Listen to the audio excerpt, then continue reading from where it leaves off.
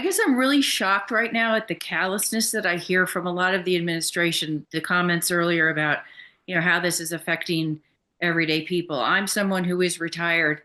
I'm going to have to take my required minimum distributions out of my IRAs that I have saved my entire life to do that and pay for them, get a college fund for my kids. And I'm seeing years of the income that my financial advisor and I have looked at just absolutely disappear. And I don't think that they're really understanding how everyday people, Adam, you're saying you have years to make that up.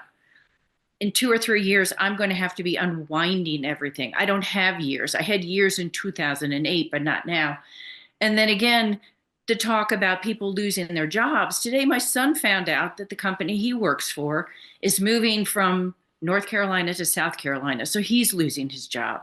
There's a lot of that going on. And I'm just struck by the callousness. But, my question basically about the tariffs, I guess it was Letnick's comment earlier today about, oh, our big, beautiful beef and they should be buying our beef. Well, there's a reason that Europe doesn't buy our beef. They don't like the hormones. They don't like the chlorine washing from our chicken. They don't like the GMOs. Europe, am I being naive when I say, how can they buy cars manufactured over here when we drive on the opposite side of the street? No, that's only England. Everybody else drives on our side.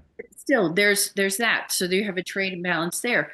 And there's also countries that don't have the tax revenues that we have. So the way that they have to raise money is through the tariffs that they put on our goods.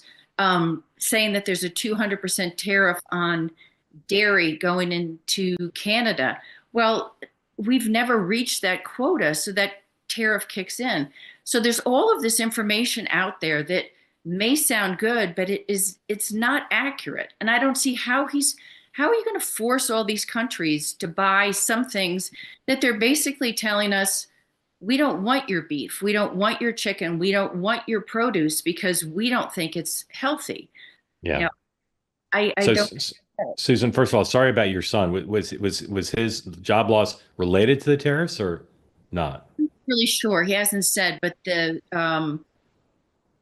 he was an hourly employee. He's a young man. Took him months to find a job, and he just recently landed this job, maybe like 6 weeks ago. And they were told today that the facility that they're in, they're closing all that down and they're moving it to South Carolina. So I don't know if it's tariff related or not. I Got assume it. tariff Got it. related because it's a retail operation, and you have to expect that. I don't know if consumer demand is going to be the same going forward. If Right.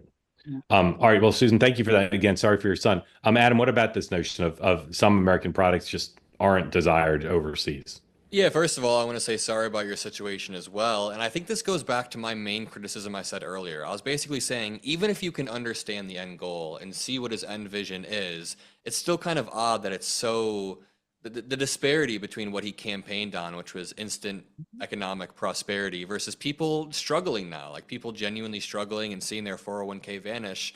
But yeah, I think Susan's critique is one that I've heard a lot. If you go line by line through the actual reciprocal tariffs that Trump placed, a lot of them really don't make sense. People were making penguin memes, like Trump tariffed the penguins, but he genuinely did tariff some places where there was nobody. So this, again, I kept saying, I understand the end goal, but you can't come in with a hammer and just have blanket tariffs and have this extreme radical view. And I do agree with the fact that not all American products are desired. So again, if we're gonna try to identify a sick patient, let's be precise with the prescription. I think that's fair to say.